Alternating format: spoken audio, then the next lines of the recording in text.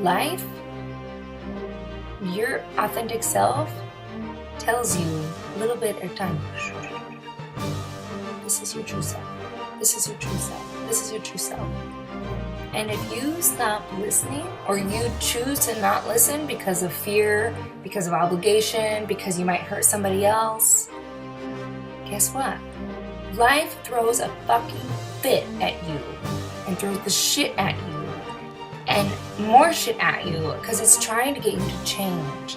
Whereas your fear is trying to keep you exactly the same.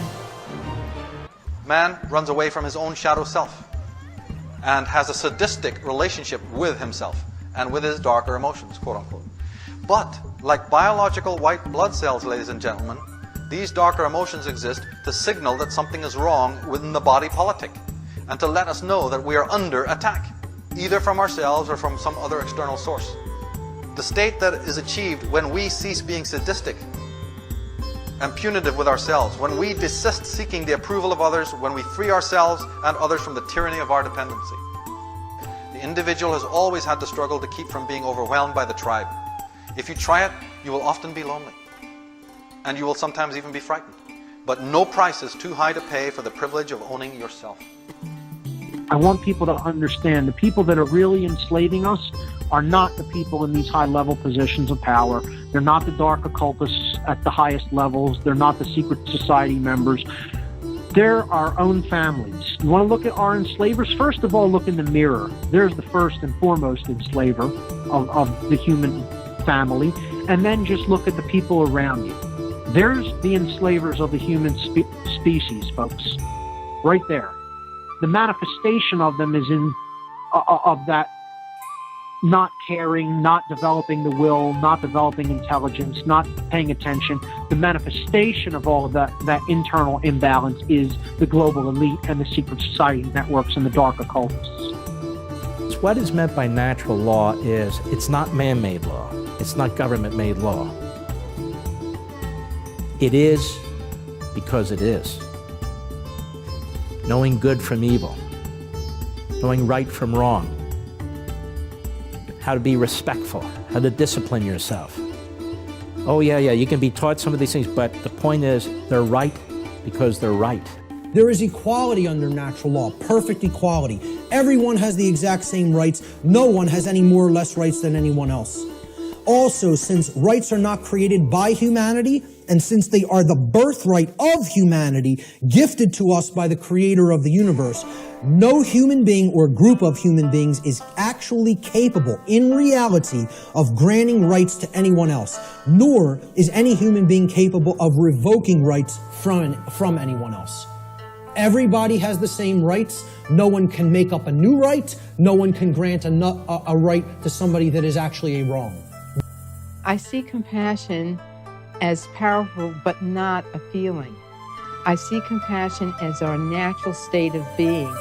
Our true nature is to be compassionate. So it's not a feeling, because most of our feelings are reactions that come from the fear part of our brain.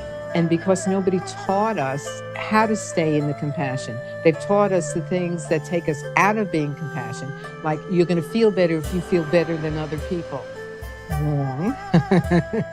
You're going to feel better if you feel compassion for the dignity of someone else. And that state of compassion allows you to feel your own dignity. Do what you need to do to live a life of purpose and fulfillment and happiness versus just struggling to make $1 or struggling to keep a roof over your head. Do something that means something. And do something that makes you happy. And don't worry about what other people think about it and what makes you happy in the sense, now I'm not saying like if doing something stupid to somebody else makes you happy, then you need to take a look at yourself. But I'm saying don't worry about what people think in regards to your happiness and your goals and motivation, but live life to the fullest. Don't get caught up in the daily grind and be drugged down by all the turmoil and everything that goes on around us and all this drama, because it's all just a distraction.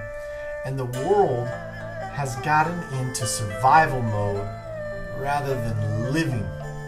And so then, could it be that problem in society is that, there is power, abuse of power, and corruption. However, the true overall collective disharmony is not from people, making other people stupid, but from the whole accepting their individual power to initiate or to rise out of and heal or reharmonize that downward spiral of experience through fear and lack of control as part of a positive feedback loop with their own ignorance of the self and lack of accepting self-responsibility.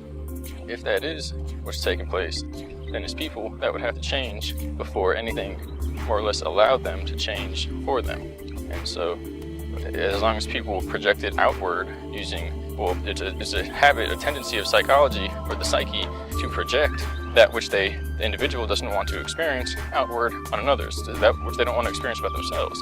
So if that's happening automatically, and then people are abusing that to, for instance, put people against each other, okay, so what's the real problem? The fact that people are putting people against each other, or the fact that people are not taking self-responsibility?